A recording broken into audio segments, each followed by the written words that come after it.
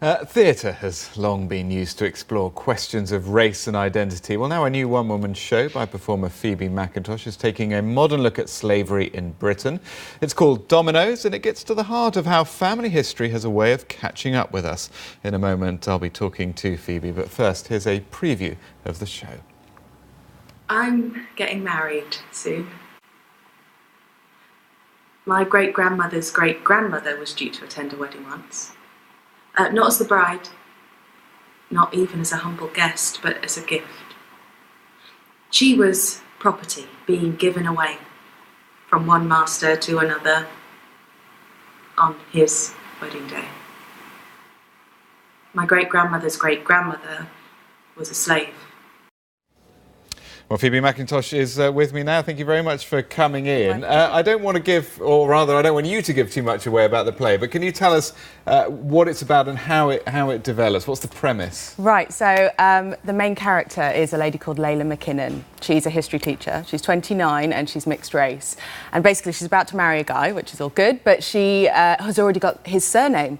And it's all good in principle until she does some digging into her family history and finds out that the reason for that is because his family were plantation owners who owned her family, who were slaves. Which is why she took the same surname. Exactly. So some point along that line of history, the name was adopted by the slaves that they owned. And that causes clashes, presumably, with the fiancé. For sure. And also her best friend as well. That's right. What's the dynamic there? Yeah, so she has a best friend who is black, and she is put in the position where she's told that she's carrying on the ownership if she is to marry this man.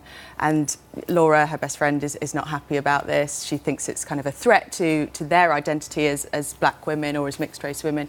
And she says, I'm not going to be your bridesmaid. I can't stand by while you continue this ownership. So where did the inspiration come from then? I mean, how much of this is drawn on your own experiences? From my life? Well, a couple of things. So being mixed race, I'm half Jamaican, half British. So I've kind of definitely played with that idea of identity and which camp I fit in, or if I've got a new camp in the middle.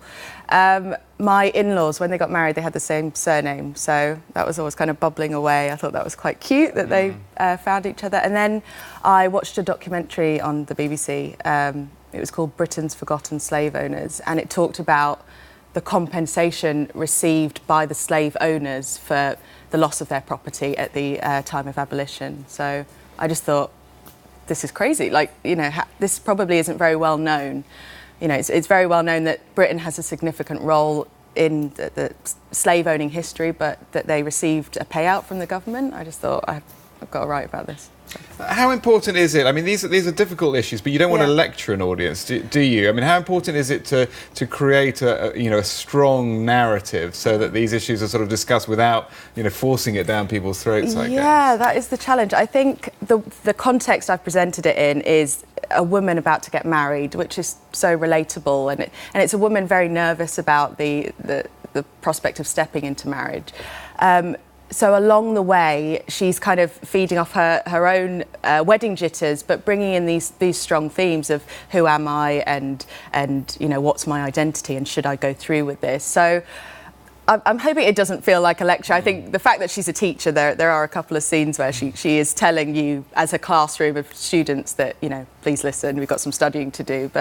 And then, there's a lot of humour in there as well. So I won't tell you whether the marriage goes ask you whether the marriage goes ahead or not. But I mean, what are the lessons to be learned? Is it that it is important to look back at your own family history, or rather that actually it's not, because you never quite know what you might find? Well, yeah, I suppose there's that as well. I think what I've learned is it is important. It's important to ask questions of yourself, and as difficult as what you might find out is, how can you use that now? So how can we use the lesson of our slave owning past to inform what's going on now, and how we relate to each other and how we reconcile those differences in modern day Britain. And just in the few seconds we've got left, doing it solo, I mean, that's quite intimidating, isn't it?